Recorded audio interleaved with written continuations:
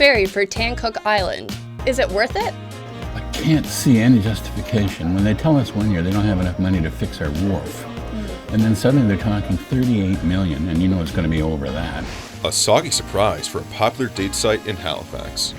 It's Macy Gray, and I try. Yeah. A radio roll of the dice. Will a new station soar on the South Shore?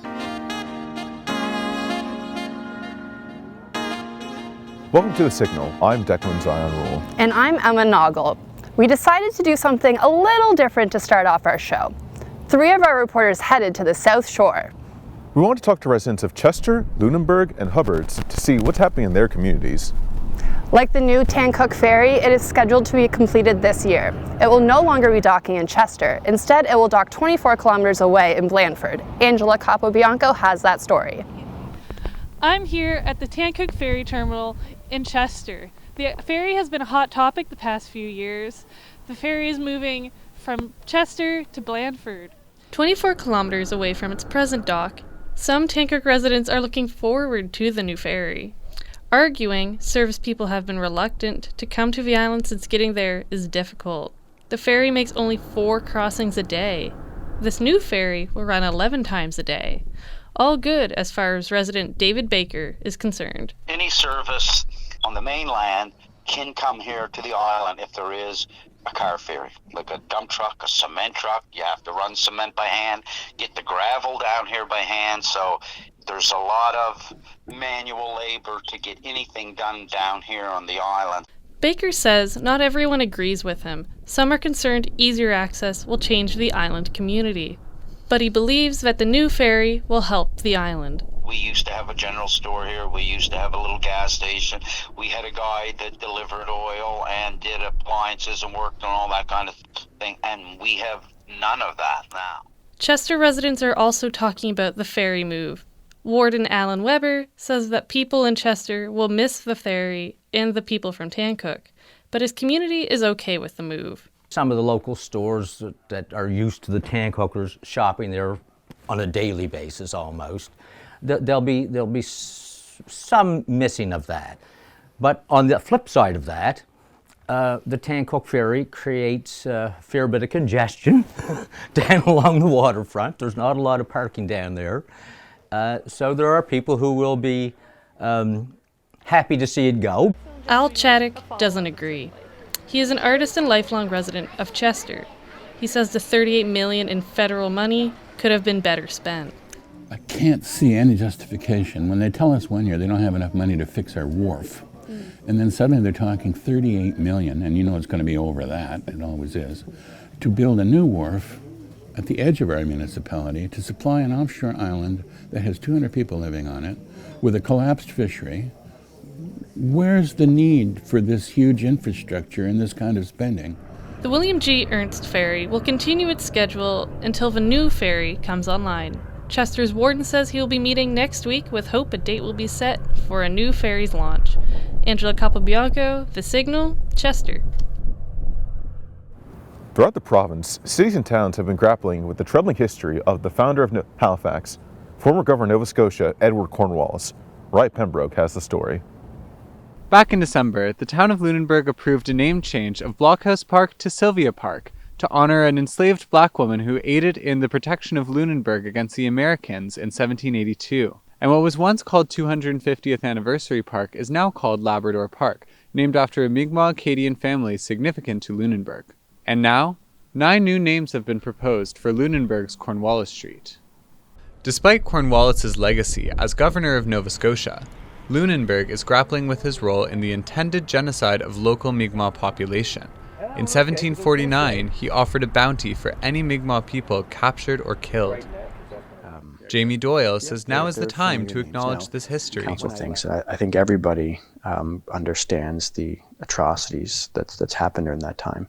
I think it's part of the healing process to change those names, and it's not necessarily change to forget, but certainly change to heal and change to understand and learn. Over 400 residents took part in an online survey about the name change. Reactions on the street were mixed. I don't think it's fair to just land here and then name it after yourself when there was already history here before.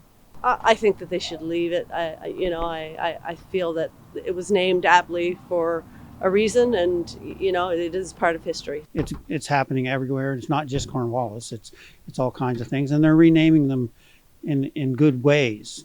They're just not calling it Smith Street or Sam Street. They're connecting it to past history here. Mi'kmaq elder Daniel Paul has long advocated recognition of Cornwallis's violent legacy. He says the town of Lunenburg's process is a step in the right direction. I think the past is the past, but however, you do have an obligation in the modern world to know the truth, and the truth should prevail. The resident survey offered 9 new names for Cornwallis Street. 7 Mi'kmaq terms, including Isegadig, meaning place of clams, the original name of the land Lunenburg occupies. The survey closes February 13th, with results expected soon after. For The Signal, I'm Ry Pembroke from Lunenburg. Lunenburg may soon have a new radio station hitting the airwaves. There's one man with a passion for radio who wants to make it happen. Anna Mandan has that report.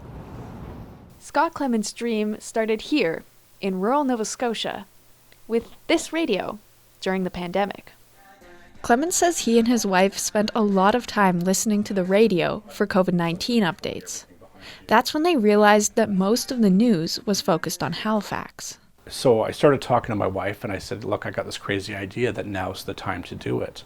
Clements lives near Hubbard's on Nova Scotia's southern shore. It's Macy Gray and I try. He's worked in radio for over 20 years. It's been his dream to start a radio station since 2009. Now, he's willing to use his money to make it happen. So basically what I want to be in a position to do is to serve my community, be able to make a living, and do the thing I love to do more than anything, and that's broadcasting. Ed Halverson is a journalist and town councillor in Lunenburg. He's excited about Clements' proposed radio station.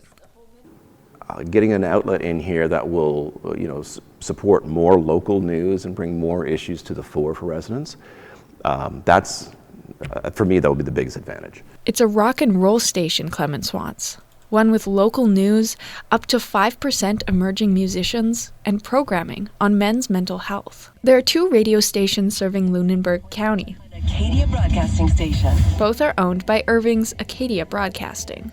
Acadia Broadcasting was the only objector when Clements filed for a broadcast license in October of 2020 with the Canadian Radio, Television and Telecommunications Commission, saying the county of around 40,000 people couldn't support another radio station. The CRTC sided with Clements. The frightful things are behind me. The things that keep me up at night is just the waiting. And that waiting may soon be coming to an end. He hopes to hear of the final decision in early spring. Reporting for The Signal, I'm Anna Mandan in Nova Scotia's South Shore. Cleanup continues for homes and businesses due to burst pipes from last week's freezing temperatures. Pipes in Halifax's Boardroom Cafe burst last weekend. It caused them to close temporarily for cleanup and damage assessment. An estimate of 50 to 100 board games have been damaged. We usually get here around 10:30.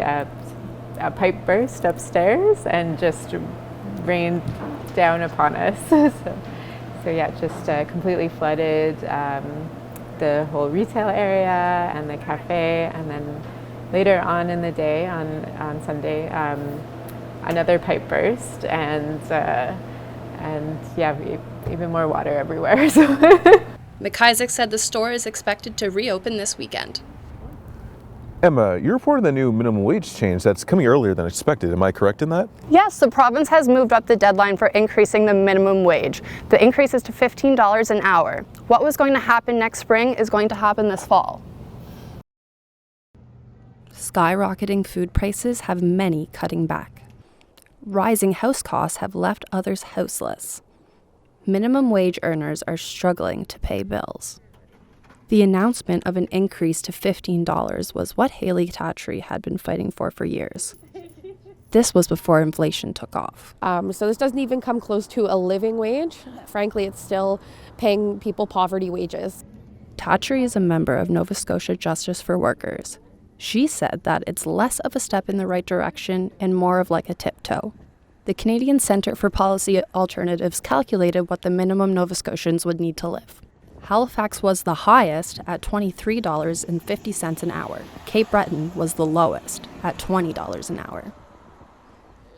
I think if we reached $20 an hour, it would certainly help workers to at least pay for the necessities. And that's kind of what a living wage is all about. The Retail Council of Canada says moving up the increase 6 months earlier wasn't what retailers agreed to. Jim Cormier, the Atlantic director, said that it's not that they don't agree with minimum wage increases, but rather that they don't agree with the process the government took. It's the principle of the manner in which they've made their plans, only to change those plans at a moment's notice. A $15 minimum wage was not supposed to come in effect until April 1st, 2024. Again, it just comes down to having that extra bit of time to absorb those costs and make those decisions. You know, if last year they had said, well, we're going to do special increases over the next 12 months, well, retailers and other businesses would have made plans based on what's going to be happening over the next 12 months. Cormier said that the Retail Council would be interested in being involved in the discussion of a $20 minimum wage, as long as the government can plan out how they will get there and actually stick to that plan. That's a very serious topic to talk about, and I think the best way to bring this up is about some place that I went to this past weekend. Great idea. This weekend, I went to something that is near and dear to my heart. I went to the Global Game Jam to see people work together to create video games in a short period of time. It's the first day of a 48-hour event. More than 80 people with a variety of skill sets prepare software, talk, and brainstorm ideas to make a good game. Dalhousie University Assistant Professor Dr. Rina Arwebe is the jam site organizer. So although there are some competitive elements, most of it is meant to be cooperative. It's meant to bring people together all around the world, hence the global, to develop games together and share their skills. Gaming industry developers, computer science professors, and student volunteers help and watch participants' progress. Each year, jams have a theme. This year was Roots, which developers had to base their games around that concept. Kanav Bardvaj attended the Atlantic Global Game Jam last year, but this was his first in-person experience. I think game jams are quite fun since you get to meet a lot of people, and just like I said, I did the game jam last year and it was really fun, and I really like meeting new people and building games. So yeah. With this team, Team Nuke, Bardvaj developed a game they called Root Dam. So we started off by discussing ideas and just throwing around ideas around the table and kind of like discarding some ideas and accepting some ideas and so on. On day 2, we just kept refining it and getting the basic mechanics of the game ready. And on the day 3, we finished up the foundation of our game, plus polished it a little bit before submitting the game. The objective is to save the city from a nuke by using roots to connect to neighboring islands. Then you use the roots to create a slingshot to protect the city. By Sunday night, everyone had a game to show off. We are really excited that people see the amount of work we put in our game. There were so many choices that I had to give one a try. Declan Z. Roll, The Signal, Halifax. That's our show for this week, folks. My name's Declan Zion Roll. And I'm Emma Noggle. We'll leave you with some lovely pictures from our South Shore coverage. Nice to get it.